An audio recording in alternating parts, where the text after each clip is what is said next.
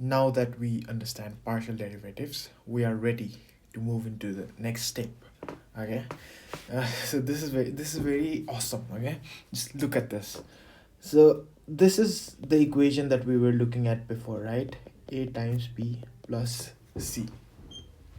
Okay, this is a single equation, but I can actually split this. Okay, so the way I'd split that would be, I'll say d is a times b, and then my e, I can make it as d plus c. Does that make sense? Why am I doing it this way? See, now look at this e. E is much simpler, okay? Much simpler, right? And d is also very, very simple. So d over here is also simple, right? Okay. So we want to split it to make things simple and easy for us. Okay. So when we split, now let's talk about something like this. Okay. So let's visualize this thing. Let's visualize this thing as a tree. Okay. So first we'll visualize d. Okay. D is basically a multiplication of a and b. Okay, and I am gonna show it this way. So d basically comes from a result of multiplication, right? So d, our d over here is a result of multiplication of a and b. It's simple. I'm just drawing a simple tree. You could do the same thing for e now, right?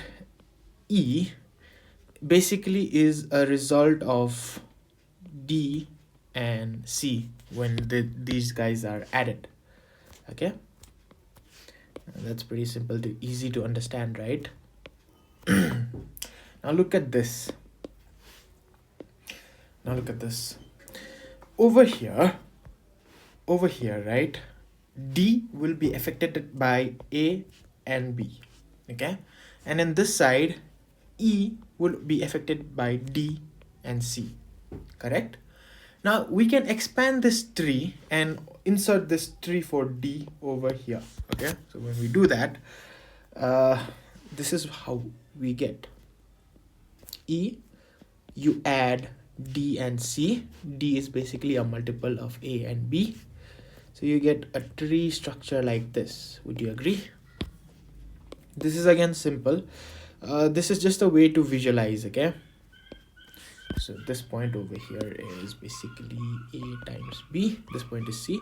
This is basically A times, okay, this is basically D plus C, which is basically A times B plus C. So it's the same thing, but visualize as a tree. Now here is the thing. Okay, here's the main thing, and you should listen to this very, very carefully.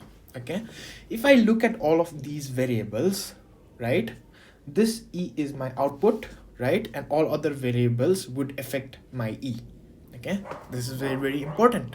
Okay, so that means my D, right, D is affecting the result of E, right, C is affecting the result of E, right, A also has an influence. So A has an influence on D, and D has an influence on C, right? B has an influence on D, and D has an influence on E. So that means A will also influence E, and my B will also influence E. Okay? Okay, great. Now we want to understand what is that influence. Okay, what is that influence? So let's understand what that influence would look like. Okay, so let's give values. Okay, so what would my E be? D, okay, D, C. D is basically a multiple of A and B. Okay, I'm just drawing the same tree again. Let's make this, and this. Okay, so if my A is a 1, right? And b is also a 1. What would my d be? D would be 1 times 1, which is a 1, right? What my let's say my C is a 2, then E would be 1 plus 2, which is a 3. Okay, does that make sense? Now let's look at the influences, okay, which means how is this variable D affecting E? Now, just because of the fact that we learned about partial derivatives, we can define this in terms of derivatives, partial derivatives. Let's look at that. So we can say something like, how is E affected by D? Okay, does that make sense?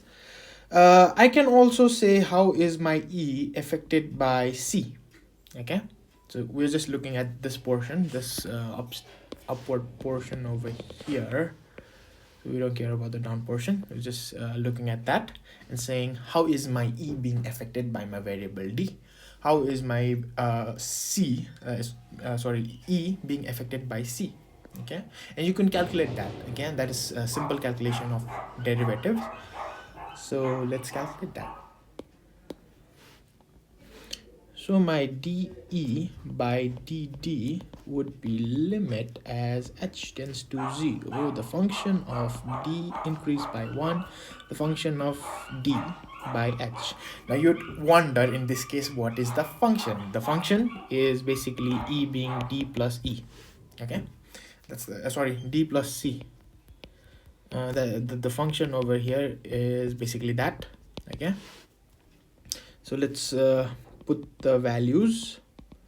The values would be d over here is d plus h plus c plus d is d, so d plus c. This is not plus, this is minus. And now something interesting happens. D plus h plus c minus d minus c. dd goes dd and c goes away. You get h. Limit as h tends to 0, h by h, h ones are h.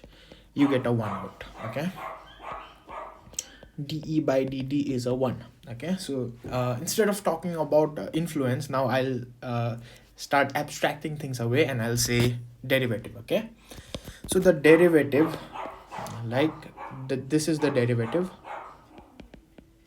Okay, the positive derivative means that when your C is a constant, then your D is directly proportional to E.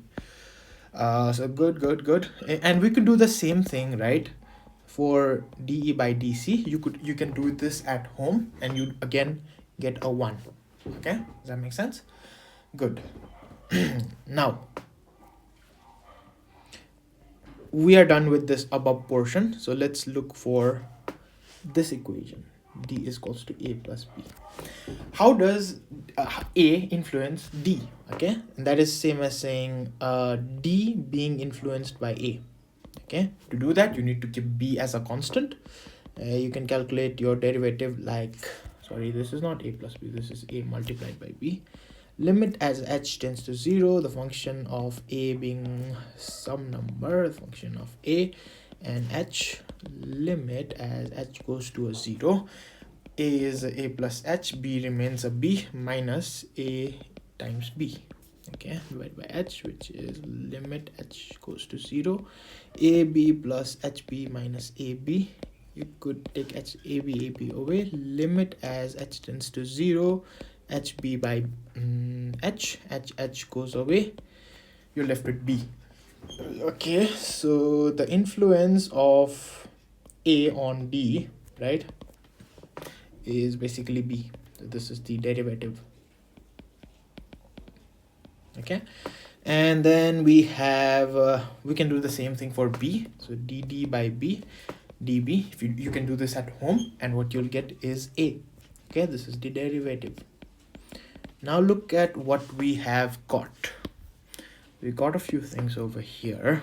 We got, oopsie, these two values. Copy that.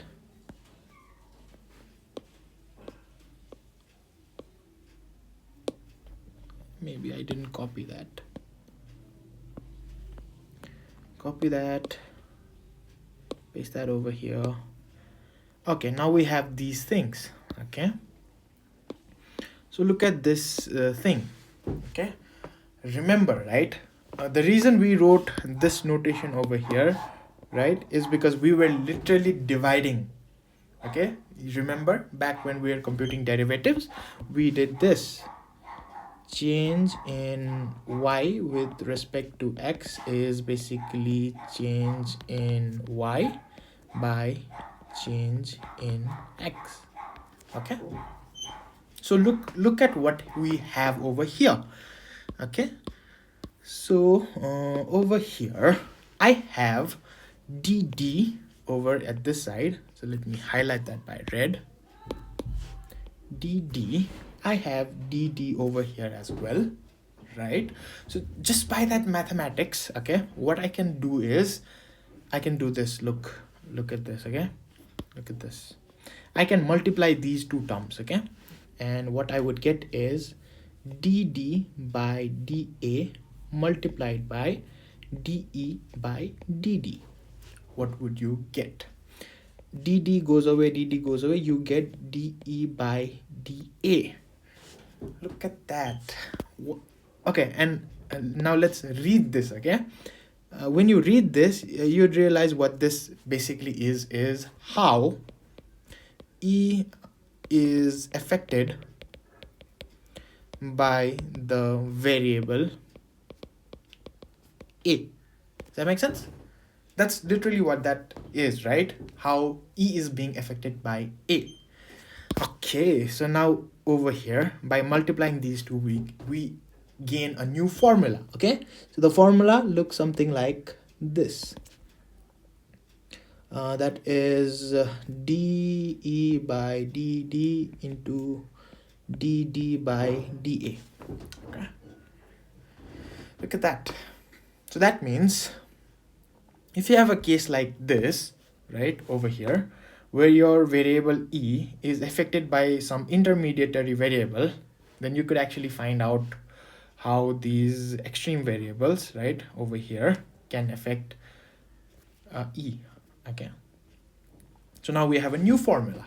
Okay, and this new formula is basically chain rule.